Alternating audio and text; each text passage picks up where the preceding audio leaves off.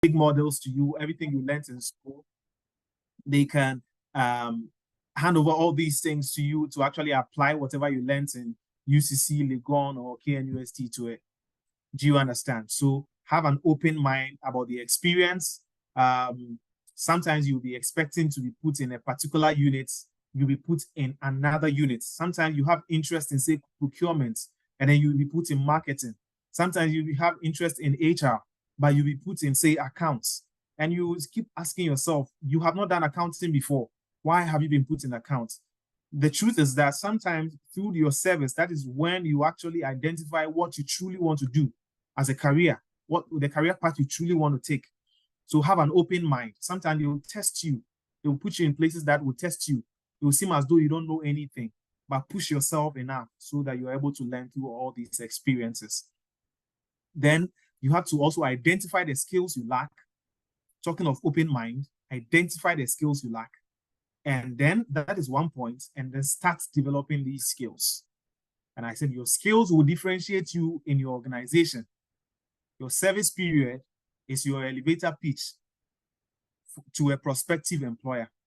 So if you don't identify the skills you lack, if you are here and you know that you are not good at Excel, please, in this current period of work, these are basic skills you need to, and I'll talk more about these things. These are basic skills you need to develop. These are basic skills you need to develop. So you may want to start asking yourself the skills you lack. Is it public speaking? Is it Excel? Is it Word? Is it Power BI? Whatever it is, analytical skills, communications, whatever it is, you have to list all these skills down. Do the strength and weaknesses of yourself. Write your strength down. Write your weaknesses down. You don't know the organization you are going to, but write these things down and start working towards them. I'll share some materials that will help you to actually develop certain skills that you need to develop. Now, the question is also, I asked this early on, that what value do you bring on board? Articulating your value is essential in self-presentation. And this is very important because for most people in the workforce, when you come as a service personnel, they feel as though, okay, service personnel, you are here to help us achieve our goal. That's why you find people say when they went to do their service, they were only sending them to buy gobe. They were only sending them to buy wache, or they were only sending them to buy breakfast. And these things will happen, my brothers and sisters. These things will happen. You find people who want to send you to go and buy gari and beans for them, to go and buy kenki every time they want to send you. But there is a way you can go around these things, not to disrespect them. You can actually communicate in such a way that you won't only be buying gari and beans, but they will assign you tasks that will help you to achieve some skills. And we'll come to that. So I said, know your strength and your skills, and importantly, your weaknesses. What are you good at? What are your unique qualities? Write these things down. These are questions you ask yourself. Now look at these slides and look at the colors I used. I chose to use these colors. And so whatever color I chose to use on this slide is the color you are seeing. As you are going to start your service, whatever thing you present to the people you are going to be working with, to the institution you are going to be working with, that is what you'll be known for. That is what you'll be known for. If you go in as someone who knows nothing about Word, that is what you'll be known for. They will never engage you unless you find an employee that is very interested in your progress, that will pick you on and will teach you basic skills. But most of the time, people don't even have the time to teach, especially national service people, anything, because they expect you to know certain things. So whatever you put out there is what you are known for. Understand your unique value proposition. And these are very important. What specific contributions differentiate you from others before you start your service?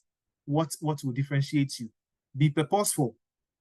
And when we talk of purpose in life, it's so important to me for young people as we are, so that no elderly person asks you that, what do you know? Ask you what you know, or try to express that that they don't have that confidence in you. People must have confidence in you. and you have to be confident. You don't have to let people look down on you. You don't have to let people look down on you. So you have to be purposeful about what you are doing. I showed you numbers about the employment situation in the country and what it will be in 2024, 2025. So what are you adding to what value are you adding to yourself to differentiate you enough? You have to be intentional about these things. Sometimes you have to write these things down, that this is what I want to achieve. You write it down, and every time you review it, paste it somewhere you see every time, and then you review it and you keep working towards these things. Practice self-awareness. Reflect on your values, principles, and beliefs, and this is very important. We will come to that. I repeated this again. Then the original and unique.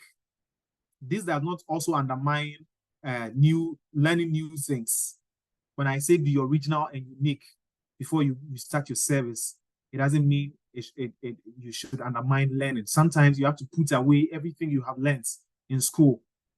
Sometimes you have to put away everything you have learned and then learn new things. When I started my service, the way I used to write, when I started the service, the writing in the public service is different. So whatever you learned in school does not apply when you come to start your sometimes when you start your service, because organizations have a culture. They have a unique way they communicate. Their language is different. It's like they have a whole dictionary. And so if you don't apply yourself to the learning of what the organization expects of you, you'll be left out. Then look out for problems you can solve, your true definition of your value. It is only when you are solving problems that people see you as someone who really has value and actually applying value to their work, to the work they are doing. And then, just a minute. Hi, Idris. I'll call you back. Yeah, I'll call you back. And then you have to embrace personal development, your path to standing out. And these are things that are very important. Many people spend the time trying to focus on their jobs than they spend developing themselves. Many people you are very eager to know which organization you are going to do your service with. But what I'm telling you tonight is that spend the time developing yourself. Your quest for information shouldn't end when your studies do. The real world is also a university. The real job market you are going into is a university. Those who thirst for knowledge are the ones that excel.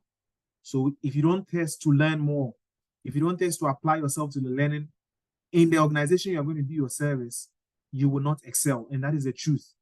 When you start your service, those who will do these things, you realize that it helps.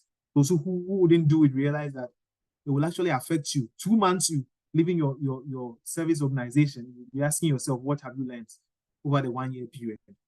And I want to entreat you all not to think of service as a mandatory period. Think of service as a period you acquire employable skills.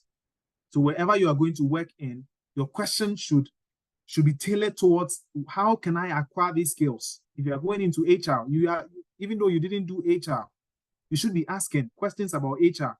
Learn things about HR. Your current work, learn things about that. These things will apply to you.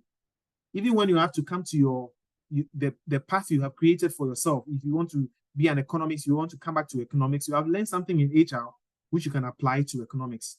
So I want you to be as open-minded as possible before you start your service. Now, when your postings come and you start your service, there is one very important thing. Beyond all these things I have said, one of the very important things is your approach to tasks. When you are assigned a task by your bosses, what approach do you use? How do you approach these tasks? Now, these things are very important, and I want you all to, if you are writing, you want to write it down. If you have a good memory and to keep this, commit this to memory, then please do that. Do not forget these things I'm going to talk about. Now, when your bosses, first of all, I will take the second point I have on the screen before I take the first. Now, when you start your service, when you go, anytime you are going to visit your boss, your supervisor, your director, whoever you are going to visit, please go with a pen and a paper. And this is the reason why. Everywhere you see me in the Ministry of Finance, I think I have a small notepad. Let me see if I have it on my desk. I don't have it on my desk. I have a small notepad like this.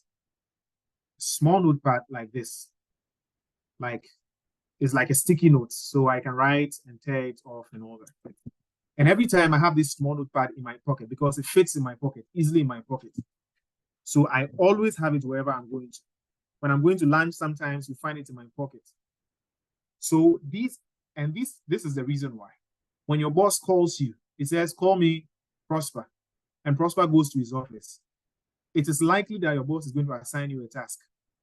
And if you go to your boss's office empty-handed, thinking that you are a sharp guy in mind, you can commit every instruction your boss gives.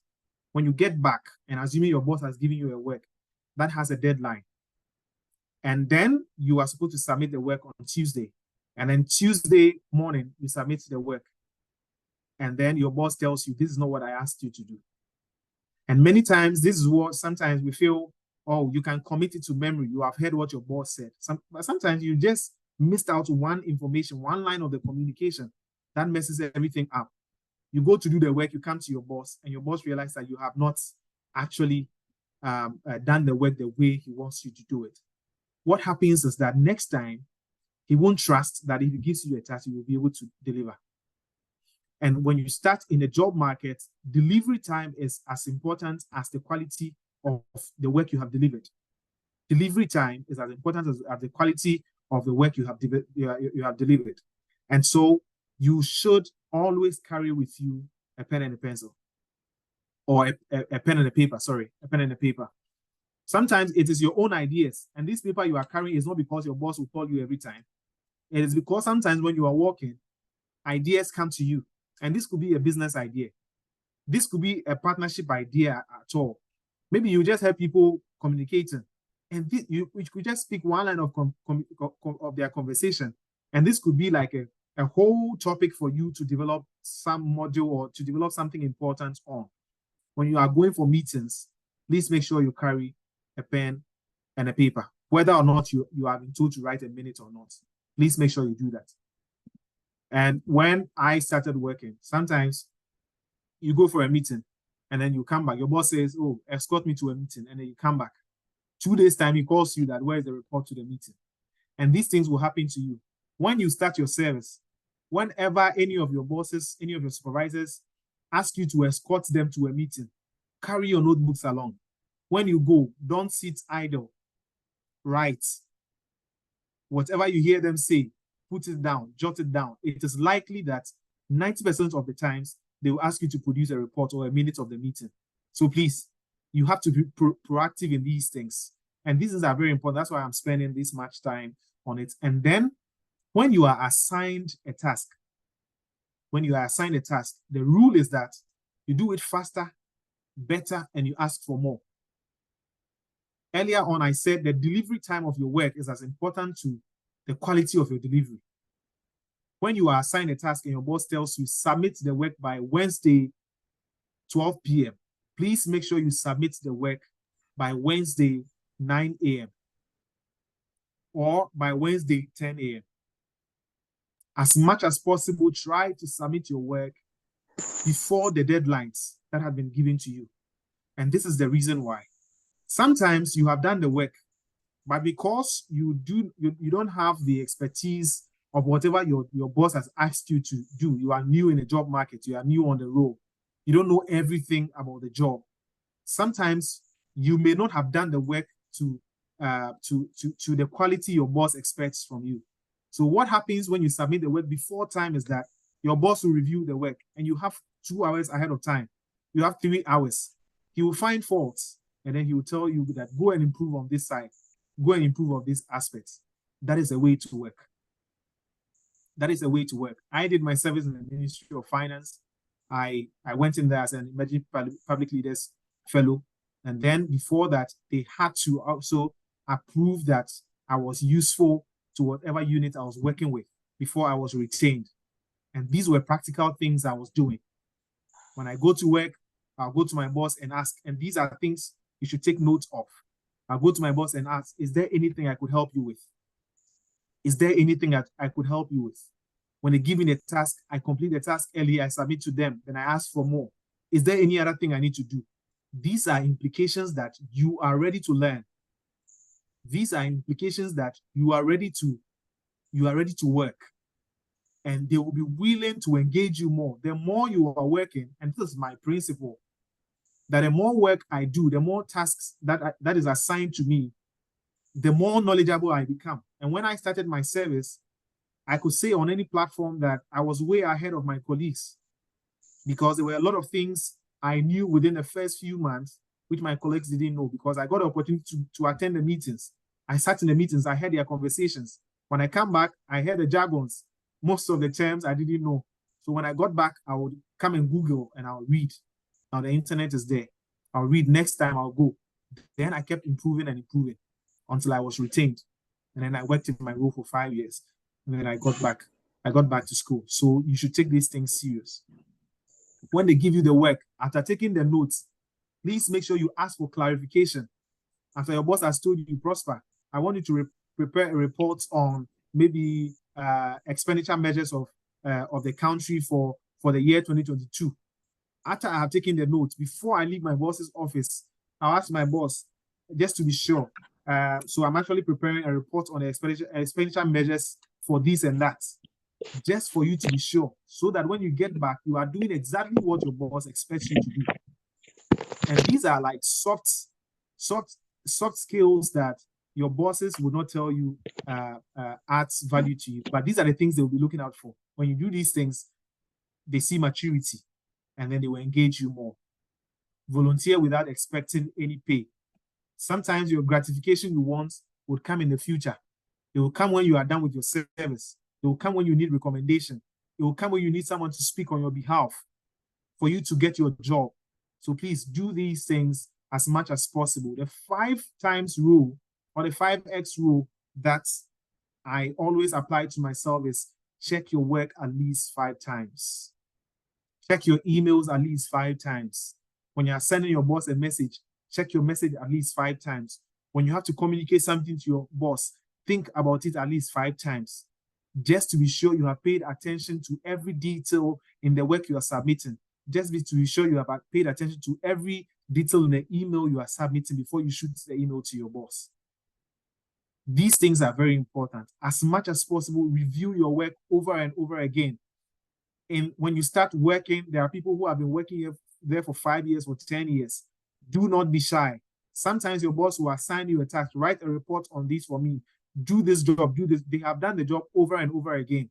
Sometimes ask them, can you have access to previous reports on these things? Can you have access to previous work that have been done on these things? When you read those things, it guides you to do the job according to the measure your boss expects. Please don't think you know it all. When you go, as much as possible, ask people for help. Ask people for help. The more help you ask, the better you become. I believe that we are taking something out of this meeting. Can I see some reaction? We are all quiet. It's just me talking. I just want to know we are getting something out of this meeting. Then I can go on. Then you also need to focus on the quality of your work. I've spoken about this. And then the next important thing is that you should open and close your office. Open and close your office. What is open and close your office? If your office hours start from 8 a.m. to 5 p.m., as much as possible by 7:30, you need to be in your office. Your bosses likely comes to work early. When you come to work 7:30, and by 7:40, you go and knock on your boss's door and say, and tell your boss that, boss, I'm available. Is there anything I can help you with? You're a serious employee. Sometimes these are not signals that shows that you're a serious employee, but these are small things that add touch to whatever you are doing. As much as possible, if you can, if you're not living very, very extremely far from home where you have to inconvenience yourself to leave at 4 a.m. or 3 a.m., try as much as possible to get to work 30 minutes before time. Open your office and close your office. When work closes at 5, if your boss is around, before you leave your office, go back to your boss and ask your boss that, boss, I am leaving the office. Is there anything I need to help you with? I can give examples of how these nuggets have helped me whilst working in the Ministry of Finance. Several examples of them. So I don't want to, go further into that. We have other things to talk about, but you should take these things as important as possible. Please make sure you open and close your office. Before you leave your office, go and ask your boss. As much as possible, if your boss is around, sometimes wait like 5:30. Then you ask your boss, boss, I'm leaving the office. Is there anything I can help you with? This is something that will help you. This is something that will help you. And you shouldn't just do it because I'm saying go and do it. But you are doing it because you really want to. You really want to work. You are doing it because you really want the tasks. You really want to learn. Do you understand? And then you also need to take initiative when you go to the work job market and you're working in HR and you find some lapses. Sometimes you can just write a policy statement, or you can write a paper. You can write a paper that, okay, this is what you identify. You are not imposing this on the organization, but you can speak to a supervisor. You can speak to your boss that this is what I have seen, and this is what I think we can do. Sometimes these are the ways that a whole project can be given to you to manage.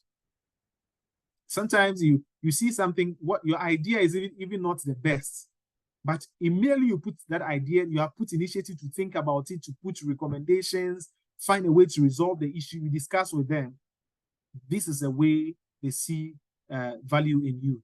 And sometimes they can give a whole project to you, a mini project for you to manage. If you do it well, you are drawing near into actually ticking the box of landing your first job. So, and when you are working, please try as much as possible to communicate with your workload, especially when you are working in a unit where there are about 5-6 people in that unit. And you have to work with all these people. Sometimes it's very difficult because everybody wants to send you in the same time. Everybody wants to assign tasks to you in the same time. Please, as much as possible, try to tell them, Officer A has given me a task. Are you okay? I'll be done with his assignment in 1 hour time. Are you okay if I approach your tasks after 1 hour when I'm done with Officer A's assignment? Now, in this, there is also dynamics where you find Officer A, who is a junior officer, to Officer B, who is a senior officer. Now, that thing will happen a lot. And sometimes 2 elephants are fighting and you are the grass that is suffering because Officer A has given you a task and then Officer B has given you a task and you let Officer A's own for Officer B. And now Officer A comes to know, and then he now starts to have grudges with you. He now starts to say bad things about you to other employees. These things will happen to you a lot of the times. When they come, please use the skill of communication. Communicate your tasks. Tell Officer A, you have given me a task, but director has also called me just to complete this work. Can I just finish director's work and then finish this thing? Because you can't tell director that his junior has assigned you a task. Where the task is very critical, and these things are not, there is no general rule to these things. Where Officer A's task is very critical, or it will take a very short period of time, you can choose to tell director or not to tell director. If it will take a very short period and you know you have enough time to finish director's work, you can just take director's work and come and finish this Officer A's own quickly and then do your director's one. But where your director's work, you weigh the options, and your director's work is very critical, please communicate to the junior officer that director has assigned me this task that I need to do.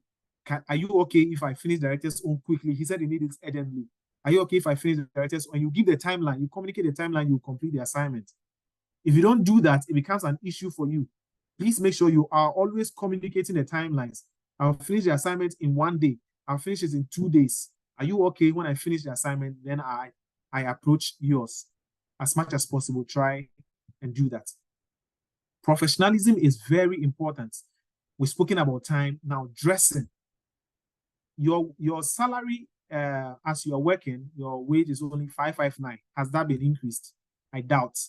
559 is what you'll be earning. Accra is a very expensive place.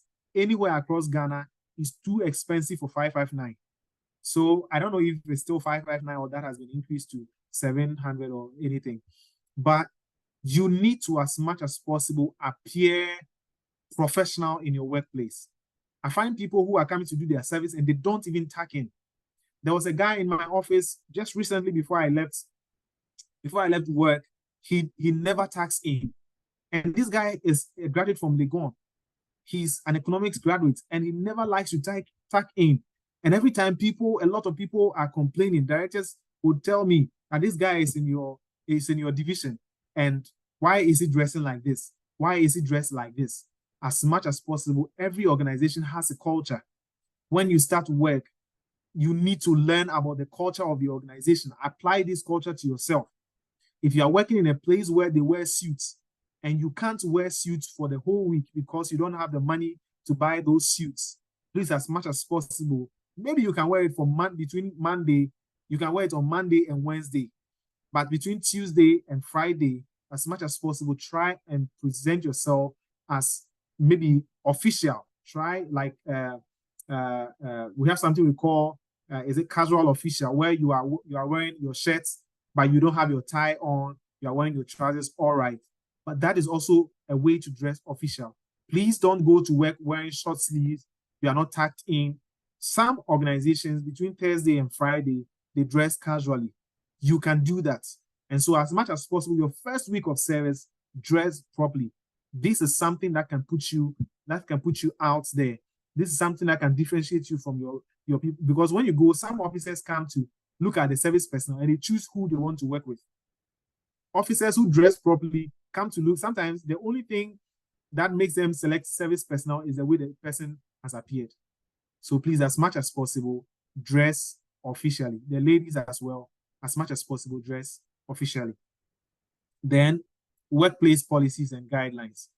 Please make sure you apply these to yourself. Learn about them. I don't want to talk about these things and you know them, you are noting them down. Apply these to yourself. If your job says that you don't have to use your personal email, please don't use your personal email for anything at all at work. These things are very serious. Several times they have said national service people have leaked documents. Sometimes it wasn't even your fault. Sometimes it wasn't even your fault. But as much as possible, every guideline at work, make sure you apply yourself to it. You have to be culturally sensitive. If you're a Christian, like most of us, I believe, are Christians on these platforms, and then you go out to the workforce, and then we are Christians, as much as possible, we need to preach the gospel. But sometimes when people are sharing sentiments about their religion and all that, you are in a workplace, and Randolph is an HR person, and this is an HR practice. This is an HR practice. You have to be culturally sensitive. You have to be sensitive to people's religion. You don't speak against people, cultures, Ewe. For all you know, the person you are speaking to is an Ewe, but hasn't told you he's an Ewe. You are a service personnel, and as much as possible, you want to create an image that is, even if you're an employee, as much as possible, you need to create an image that is accepted in the work environment. So as much as possible, you need to be also sensitive. If you're a Christian, you can go ahead and evangelize to people. You can do all that. If you're a Muslim, you want to speak about your religion, that is fine. Christians want to win Muslims for all that. Muslims also want to win. I'm an elder of the Church of Pentecost, and sometimes it's very difficult. I work with a Muslim. I'm an elder and I work with a Muslim. And sometimes she asks me questions. And I need to be understanding that that my colleague I'm working with is a Muslim. And I need to take my time to explain things to her. And she is a Muslim. She doesn't speak against Christians. Most of the things, if she doesn't understand, and even if she says it's against Christians, I take my time. I explain the Bible to her. So you need to be sensitive to all these things. When things happen, take your time and then explain to people, being sensitive of their culture, of their religion, and all that. And then you need to also deliver beyond expectations. Very important thing. You need to deliver beyond expectation. Now, coming to the skill, how many minutes do I have? I talk a lot, and so I might go beyond my time. Coming to the skill, you need to build certain important skills before you start your service. This is very, very important. Before you start your service, your communication skill is very important. And the first thing I want to talk about is email.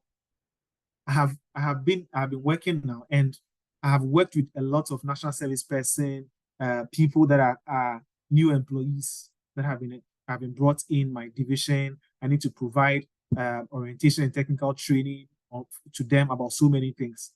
And sometimes I ask them to send me emails. And my goodness, I ask myself, is this a 4-year UCC graduate, a 4-year KNUST graduate, a 4-year Legon graduate. And I'm not saying these things because maybe I feel I am better off, but these things are things you need to learn. Let me tell you what I used to do in UCC. Sometimes when I was in UCC, I would just pick a phone and then I would type how to send an email to ask my boss for permission. I was basically doing these things, and I'm not saying it because I'm on this call. I was basically doing these things. How to write a report of a meeting, how to write minutes of a meeting, formats of minutes. Please, these things are things you need to learn before you go to work. Nobody will take their time to teach you. Some organizations will spend money to teach you these things, but most organizations will not spend money on you to teach you these basic things. Sometimes people write emails and are very bad, very, very bad emails. And I want to show you a sample email that I have done this talk over and over again. You need to learn how to write letters. You need to know what a memo is. Do you know what a memo is? Do you know what a circular is? Some organizations call it a circular. Some use memos. Do you know all these things? Please write these things down. YouTube is there. Google is there. Google these things and learn these things for yourself. We don't have the time on this platform to actually be learning all these things together. So please, as much as possible, make sure you have learned how to write a good email. Let me show you a sample email. Now, this is an employer. Those of you who know Sessi, Isaac Sessi, this is something he posted in 2020. And it really caught my attention. And this is something I have used over and over again. I want to read through. It's lengthy, but I want to read through. I'll read from this slide, from your left. Dear National Service personnel and university students, you have to learn how to add value, package, and effectively sell yourself if you want to have a competitive advantage as you prepare to go into the job market. I recently received 2 unsolicited emails from 2 national service persons who were looking for the job opportunity.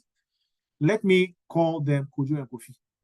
The subject of Kojo's email read, application for employment.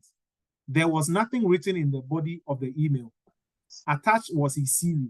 It was a generic CV, not tailored to any role in particular.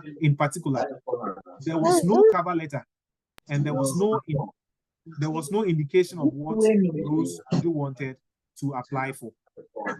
Now, I want to come back here again. What do you think Isaac Sessi as an employer would do with Kojo's CV, which was a generic CV?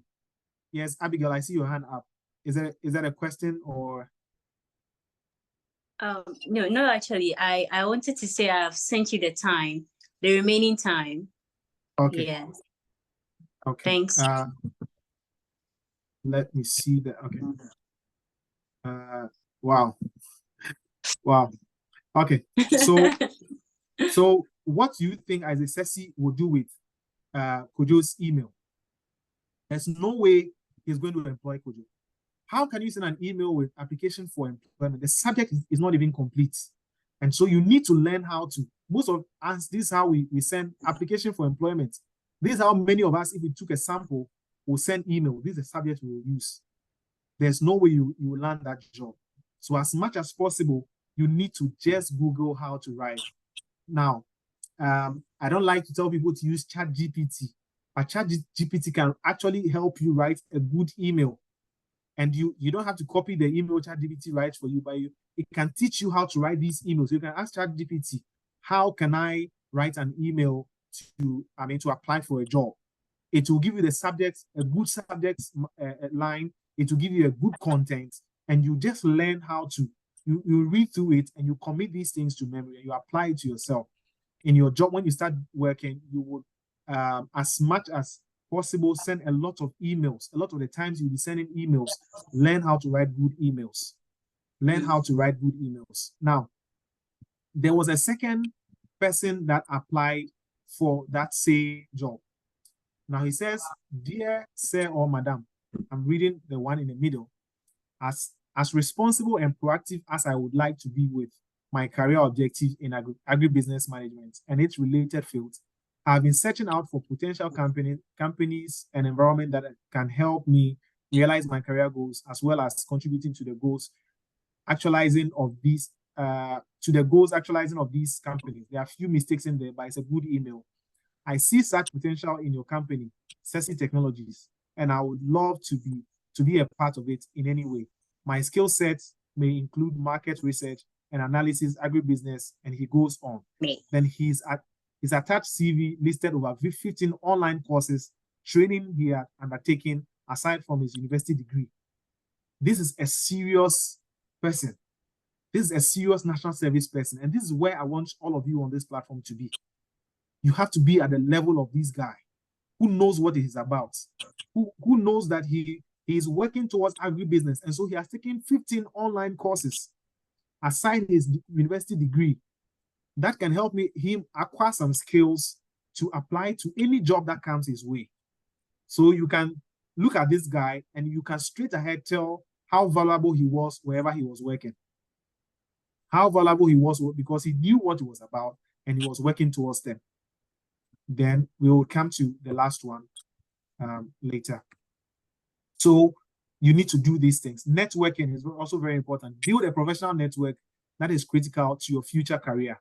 When you go out there, you see people, you see some of the directors. These directors in the future will be the ones, if you want to go back to school, who will be writing recommendations for you. Sometimes they will be the ones who recommend you for the biggest jobs you ever get to do in your life. So you have to practically build this network. And you have to have technical and industry-specific skills. Microsoft Excel. How many of us are maybe at intermediate level of Excel? How many of us truly, let me see by hand. This one I want to see. At maybe intermediate level of Excel. Let me see you put your hand up. Intermediate level. Intermediate level. Some people's hands are down. Some people's hands are down. So please, as much as possible, whether you are doing HR, whether you are doing whatever, policy work or Excel is an important tool. You need to learn. YouTube is there. These things, there are free resources out there. You can learn. Even on Google, you can find free courses, Coursera. Please learn these things. Word, Microsoft Word, Power BI, Tableau, R, Stata, public speaking. Please take note of these things and then work on them. Whilst you are doing your service, don't wait till 5 months till you leave your service before you start building your CV. In the last slide, I'll give you some materials you can use to build a very good CV. And we come to the tools. This is an add-on that I want to give you on this platform. Now, there are various learning platforms. You saw the other guy. He's done 15 online courses. 15 online courses. When I was working, this was my go-to platform, EDX. EDX, where I found IMF online training. I found World Bank online training, and I took a lot of courses. I took some training from ITC, International Trade Corporation. I took, because I was interested in trade most of the times, I took courses that were relating to that. I took courses in budgeting because I was doing budgeting my whole time. I took courses in gender budgeting. I paid for some courses. Most of them were free. Others I had to pay for. So please, you can check EDX and then you go to the IMF online or even search for IMF online learning, World Bank online learning. Go to their website, type online courses. You'll find them there. The courses you look through, those you are interested in, take them and practically learn. Apply this learning to yourself. Don't do it because you want to have 15 of that on your CV, but do it because you want to learn. Udemy. And these are platforms I use. So I just limited it to these ones I use. Udemy is there, and also Coursera is also there. So please, as much as possible, make sure you are taking extra courses that will help you. Now, most of you also don't know how to write your CVs. And sometimes I've received CVs that are nauseating. Like they seriously have received very, very, very bad CVs from graduates. When I left school, I used to help people write their CVs, and I used to do it pro bono. I don't take money. And I learned all these things while I was in school. I was writing CVs for people who have been working for 7 years, for 5 years, for 10 years. And I was just doing it for free. And it was helping me to build my craft. Sometimes I do it. Then they tell me, no, my boss said, you don't need to do this one now. They don't accept CVs this way again. Then I was learning while I was in school. I was doing this for people who were working. So by the time I left school, I had built a skill in writing a very good CV. And even my CV that I thought was, my CV writing I thought was a very good CV. This year, I have come to know that no, Your CV writing, which you thought was very good, was also limited to the country you were, was limited to the region you were. Now, where I am currently, the format for a CV is different. So I had to unlearn what I have learned and relearn and apply these things to myself. I have also provided for you certain platforms that can, and these are free platforms that can help you. The first one is a very a good platform that can help you write a very good CV. And you have to, you can pass it through. There's no plagiarism in CV, but you have to make sure you are writing responsibilities that you have actually done. Please, I'll share these slides for you, and then you need to go visit this platform, whichever works best for you, apply it to yourself. Now, the best one I use is the first one. You have a CV maker, you have resume. There are some platforms that you have to pay for. Sometimes, because you want to get the best, you want to pay that small token. Other times, you want to use a free platform. It helps you to get the best things. And then you have spoken about Excel. Now, if you know you are not good at Excel, I am not a member of First Man Learning Hub. First Man is a graduate from UCC. And First Man, I don't know how many of us know First Man. If you're on LinkedIn, please go and look for Festus Kujo. Festus, go and look for him on LinkedIn, follow him. Go and look for First Man Learning Hub on LinkedIn. Follow First Man Learning Hub, please. And he is doing a lot great things. He's doing great things out there. Please go and learn data analysis tools. This is very important. And you have to pay to learn these things, but it helps you in the long run. YouTube, you have free resources on YouTube. If you can't pay to First Man, sometimes you have to take courses on YouTube. You have to take courses on YouTube, and these things are free. Udemy, you can have Excel, Word, whatever data analysis data, you can take courses on these. Then you also have YouTube. I repeated this again. And then certain fellowships I want to share with you. As you are doing your service, sometimes you might think you want to work with the organization you are working with, but that is not where you will be. So I want you to look beyond your service period. Sometimes look at, there are so many fellowships. The World Bank has the World Bank Group for Young Professionals program. ALX is also running a good program. I took their finance program and it was really good. I really learned a lot of things out of that. You have Emerging Public Leaders, Ghana Fellowship. You have Young Diplomats.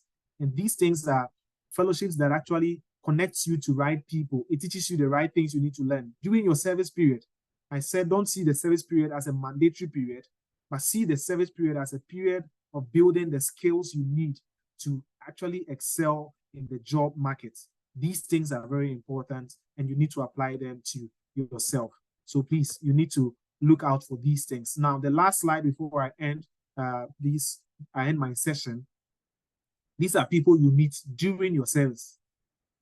The regretful ones, those who fail their families because their families thought they would, at the end of the day, land the good jobs, and not basically land the good jobs, but those who are doing their service and they are not even paying attention at all to their service.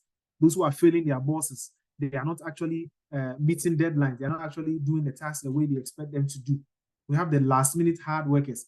These are people who have not built the right networks. They wait 2 months to the end of their service, and then they are scrambling around. They're asking people, oh, can you find a job for me? Can you do this? Can you speak to this person so that they retain me? They will not do it. If you don't consciously build that network with them, if you don't consciously build that relationship with them, build a positive relationship. And when you are working, one thing I need to tell you is that even for cleaners you find in your workplace, greet them. Greet everybody you see. Dress properly, greet everybody you see. Sometimes it's a cleaner that can put in a word for you. Don't disrespect anybody around your work environment. Greet everybody you see. Then you have the ghosts. These people are those I call, these are the people who come through protocol and are only cited twice a week. They have the protocol, they have the backing. And some of these people will become your friends. If you don't take time, you'll be running around with them. You'll be ghosting with them. And at the end of the day, when 2 months to their service, you realize that they have traveled out. 2 months to the service, you realize they are working with their father's company or they are working with some big company somewhere. These things are very important. Please take note of them. And then we have the last but one group, which I call the volunteer. These are people who are there because service is mandatory. So they don't care about anything that is happening to them. And the last group, which I want you to be, is the vision mongers. These people are ready to work. They have a solid plan. So when they come to work, they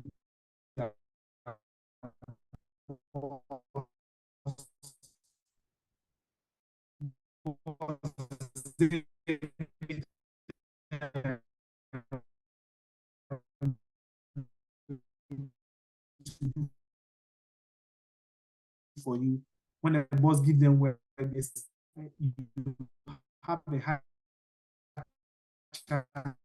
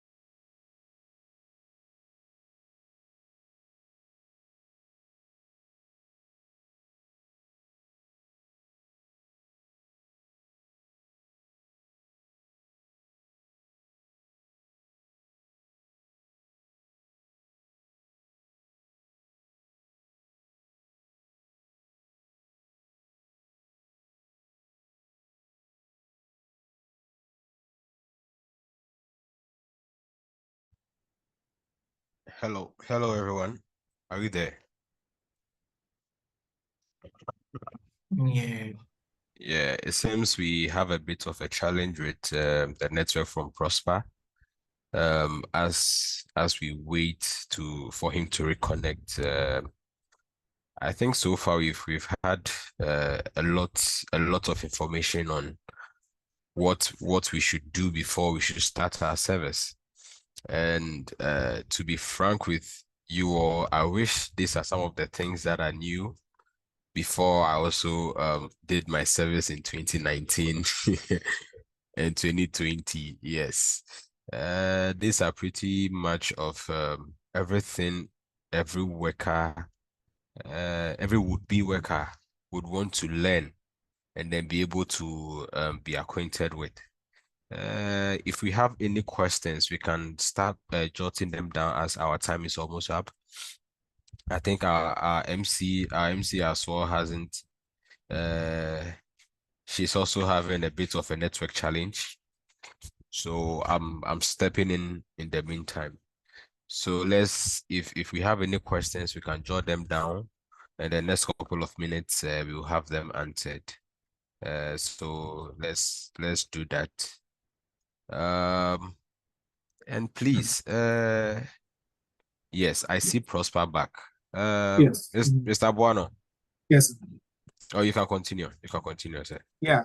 So that All was right. just the end of it. So I just was saying that you have to see the national service period as a period that you can actually build the required skills and apply to yourself. And this is very important. If you do all these things, I believe that you will land the jobs you want and the recommendations you want. Some of you want to go to school, and this is very important. Some of you want to work, and this is also very important. You want to start your businesses. The service period is also a period where you can meet friends, you can start a business with. Please take these things and apply it to yourself. Thank you so much for having me. Uh, thank you very much, Mr. Buono. Let's give it up. Let's appreciate Mr. Buono for the wonderful presentation. Oh, let me see the reactions and your videos on as you clap. Thank you so much. Thank you so much. Thank you so much. We are grateful for this. We appreciate it. As I said earlier, this is a professional class, so I would like people to ask questions. And I know some people have questions as well. Even if I know some people also have done their service already, we also have ones that are now about to do theirs. So the floor is yours. We have the next 10 minutes for questions, and then we'll round things up. So show by hands. If you want to have if you have a question, just show your hands and then we give you the go ahead.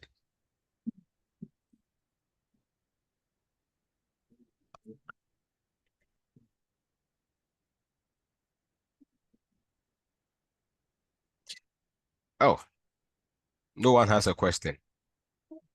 Mr. Bono, it looks like if they don't have a question, then you pick people at random and then you ask them questions. Okay. Yes. Okay, I can do that. I would love to do that. Yes. This is one thing I've realized about Ghanaians. They don't like asking questions. We don't like asking questions. That's true. Yes, I was privileged to be in Nigeria and I taught in the secondary school. And then you enter the class and before the lesson starts, these are secondary school SS1. Before you enter the class, they've already piled up questions for you. It will shock you. Well, okay. I see John Walker's hand up. Anybody else? Let me get about 3 people. I see John Walker. Okay. If I don't get anybody, John Walker will ask the question and then Mr. Prosper would ask people at random questions as well. So John, you have the floor. All right, thank you very much. Please, can you hear me? Yeah, we can hear you.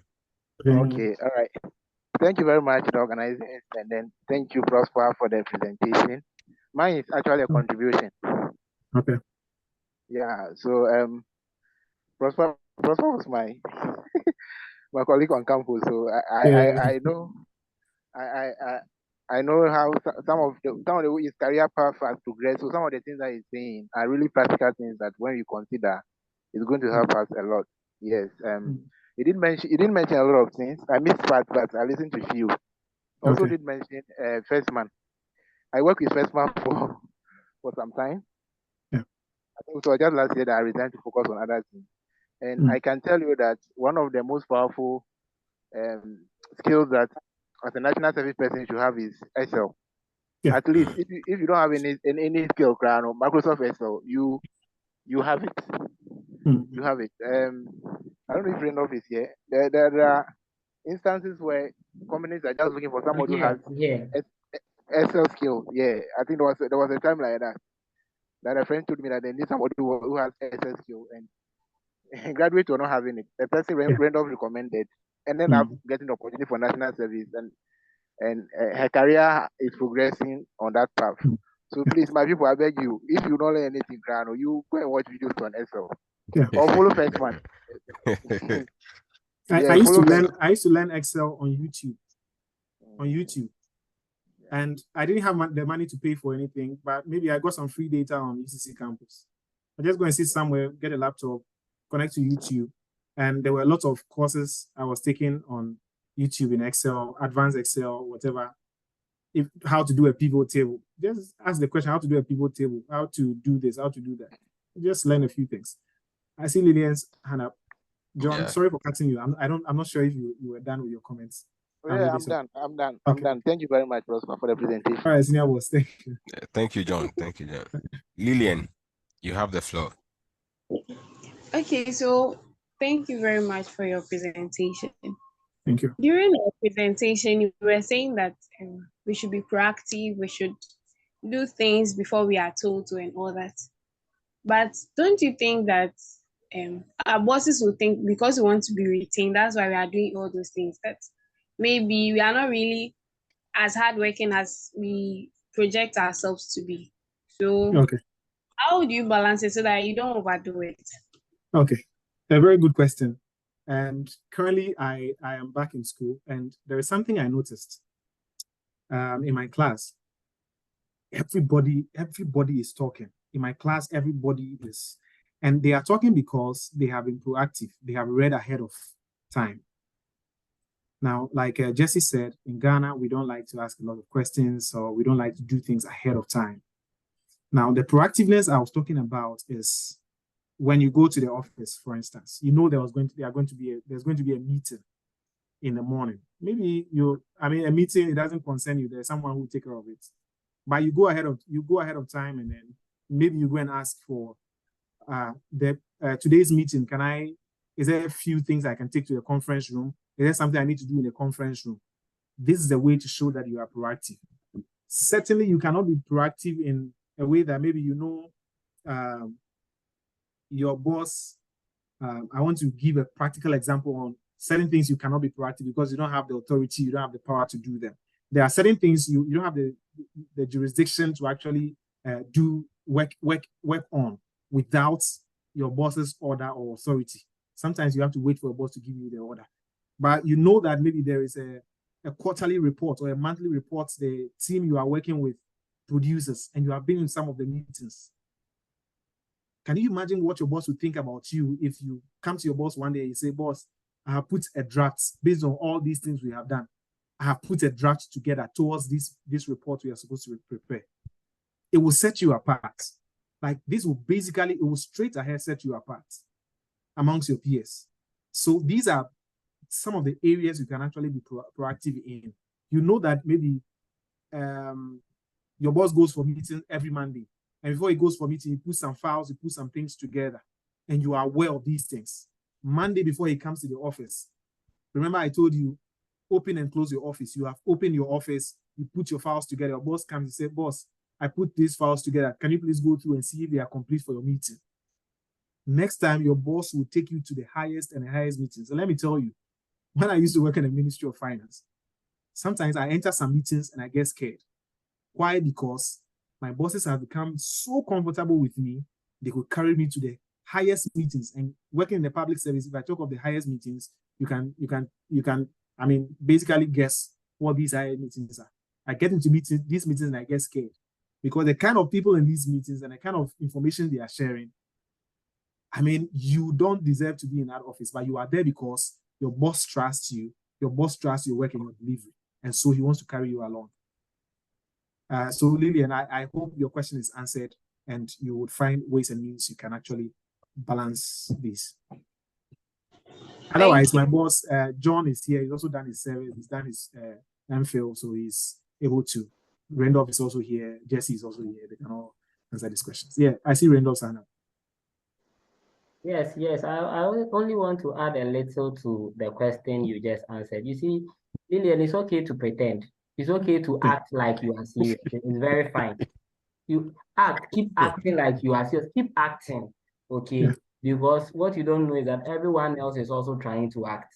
Okay, so act and act it very well until your acting becomes your character. In the end, when Prosper was speaking, he's saying that do it because you want to do it. So keep doing it. Let them think you are acting until they realize that this is how you are, and it's fine.